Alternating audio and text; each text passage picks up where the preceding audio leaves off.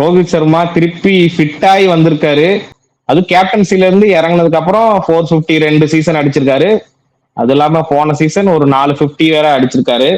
50+ scores. நீங்க பாரு நந்தா, இந்த நீங்க வருஷம் கொஞ்சம் பாரு, ஃபிட்டா வேற நீ இருக்காரு. என்ன என்ன சொன்னாலும் நினைக்கிறீங்க? என்ன சொன்னாலும் ரோஹித் அடிக்க தான் போறோம். சும்மா நீ இப்பெல்லாம் பேசினா 450 மறந்துடாதீங்களா, கெஞ்சினாலும் விட போறது இல்ல.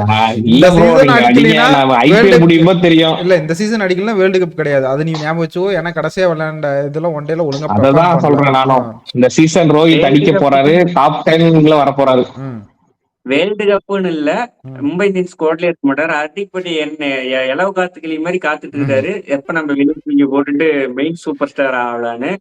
அதுக்கெல்லாம் பாலம் இல்ல, அடிக்கிறாரு. ஒரு 4 சீசனுக்கு அடிச்சா 2 சீசனுமே அது எவ்வளவு எஃபெக்டிவா அடிச்சாருங்கிறதான் கேள்வியே. ம் அவர் அடிச்ச ரன்ல வெற்றிக்கு கன்வெர்ட் ஆச்சாங்கிறதுதான் கேள்விக்குறி. அவர் அடிச்ச ரன்லாம் 6 மேட்ச் 7 மேட்ச் அடிச்சாரு. அப்ப மும்பை இந்தியன்ஸ் தோத்துட்டு இருந்துச்சு. கீழே அடிக்காத போது மும்பை இந்தியன்ஸ் ஜெயிச்சுட்டு இருந்துச்சு. அப்படி கான்ட்ராஸ்டா இருந்துச்சு.